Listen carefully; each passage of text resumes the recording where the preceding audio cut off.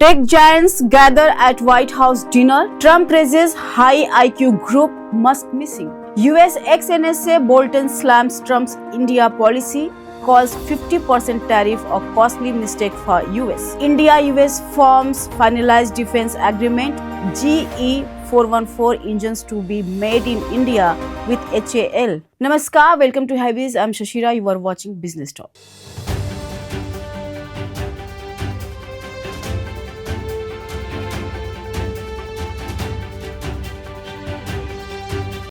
US President Donald Trump on Thursday evening hosted a high-profile dinner at the White House for some of the world's most influential technology executives. Among the guests were Google CEO Sundar Pichai, Meta CEO Mark Zuckerberg, and OpenAI CEO Sam Altman. Noticeably absent was Tesla and SpaceX CEO Elon Musk, who did not receive an invitation. The dinner, originally scheduled to be held in the Rose Garden, was moved indoors to the state dining room due to bad weather.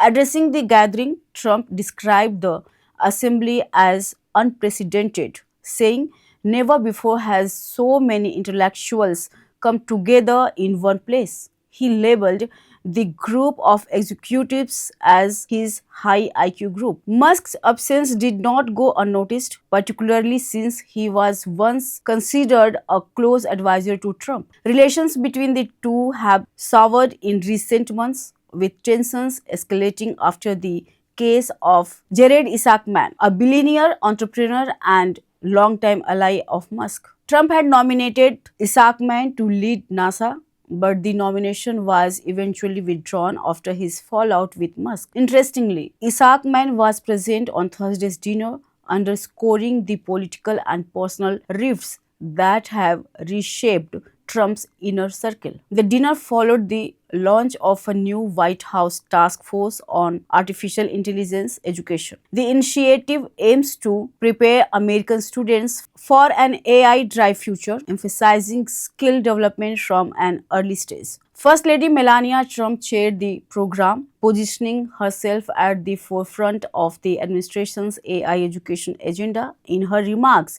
she compared the development of AI to raising children, stressing that the technology must be nurtured with care and guided responsibly. AI is still its early stage, and like children, it needs to be shaped with caution and responsibility, Melania said. "We are living in a unique moment. Preparing our children for this future is our duty." While promoting AI education, Melania Trump also highlighted the potential dangers of the technology. Last month, she launched a nationwide competition for K-12 students, encouraging them to use AI to solve real-world challenges. At the same time, she has raised alarm over its misuse, particularly in the creation of deepfake images. Earlier this year, First Lady called for stronger legislation against online sexual exploitation involving AI-generated deepfakes. Her comments reflect a growing global debate about how governments should regulate emerging technologies while still encouraging innovation. The event signaled Trump's renewed efforts to align himself with Silicon Valley's power players, selectively strengthening ties with some while sidelining others. The event signaled Trump's renewed efforts to align himself with Silicon Valley's power players, selectively strengthening ties with some while sidelining others. By inviting leaders from Google, Meta, and OpenAI, Trump placed himself at the center of the AI conversation, while Musk's exclusion highlighted how personal rivalries and policy agreements continue to influence the political tech landscape. For Trump, the dinner served as both a showcase of influence and platform to push an agenda linking technological advancement with education reform. For Melania, it was an unusual but deliberate step into a policy-heavy role, one that formed AI as both a challenge and an opportunity for America's future generations. US ex-National Security Advisor John Bolton said on Thursday that the one close friendship between US President Donald Trump and Indian Prime Minister Narendra Modi has now ended. In an interview with Britain media outlet LBC, Bolton criticized Trump's policies, saying the White House has pushed US-India relations back by decades, forcing Modi closer to Russia and China. China has positioned itself as an alternative to the US and Trump. He called this a major mistake, adding that the situation has become so bad it cannot easily be fixed. His warning comes just ahead of Trump's visit to the United Kingdom from September 17 to 19. This is not the first time Bolton has criticized Trump's approach to India. In August, during a CNN interview, he called the decision to impose a total of 50% tariffs on Indian goods a heavy mistake.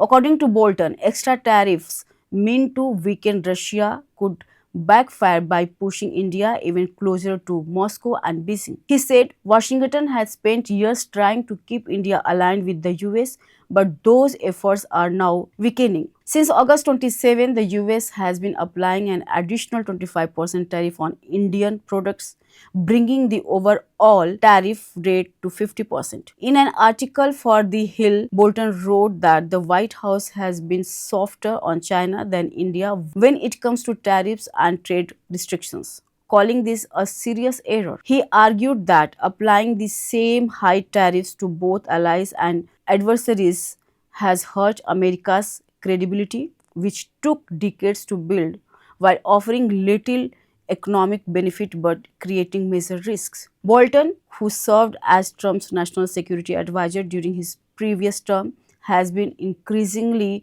critical of Trump's policies in recent months. Last month, he said the US government was treating business and security as separate issues, while for countries like India, the two are closely linked. Amid the ongoing tariff dispute, India's Hindustan Aeronautics Limited and US company General Electric are in the final stages of several defense agreements for jet engines. According to HAL sources, the biggest deal will involve the GE 414 engine. This engine is planned for India's fifth generation indigenous fighter jet, the Advanced Medium Combat Aircraft. GE has agreed to HAL's demand for 80% transfer of technology.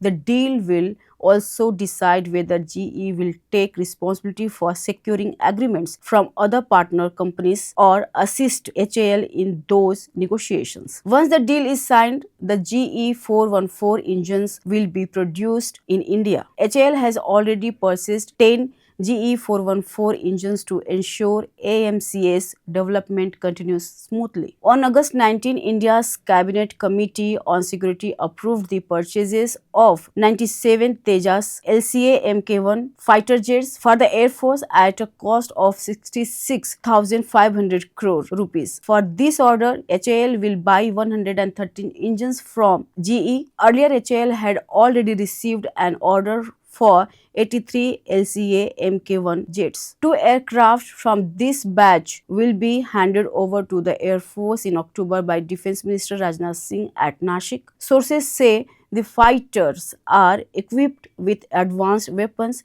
from short-range air to surface missiles to beyond visual range missiles and have successfully completed test flights. HAL currently has 2 production lines in Bengaluru and 1 advanced line in Nashik. A new assembly line is also being planned. With this expansion, HAL will have the capacity to build up to 24 LCA fighter jets per year. Thanks for watching. Keep watching Habis. Namaskar.